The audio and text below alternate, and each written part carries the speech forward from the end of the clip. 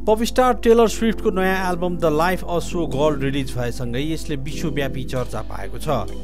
एल्बमले एक सातामा दोस्रो सर्वाधिक कमाउने एल्बमको कीर्तिमान रचेको छ, त्यो पनि रिलिजको एक दिनपछि।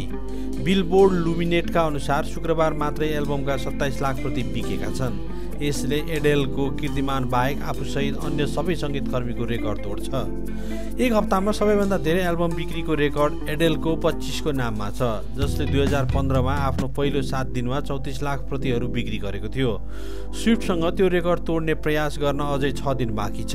लुमिनेटका अनुसार द लाइफ अफ सो गर्लले एक हप्तामा सबैभन्दा धेरै भिनिल प्रतिहरू बिक्री भएको रेकर्ड कायम गरेको छ, जसको 1.2 मिलियन प्रतिलिपि गेट बाहिर बिक्री भएको छ।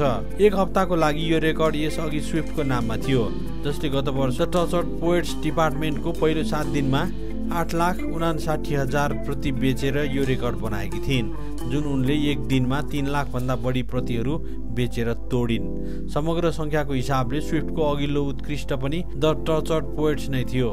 सन् 2024मा सातामै 2.61 मिलियन युनिट बिक्यो। अहिले यी गायिकाले एकै दिनमा त्यो रेकर्ड तोडिसकेकी छन्।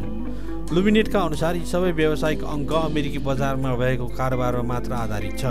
यसको अर्थ अन्तर्राष्ट्रिय बजारमा हुने बिक्रीको सङ्ख्या अझै उच्च हुन सक्छ।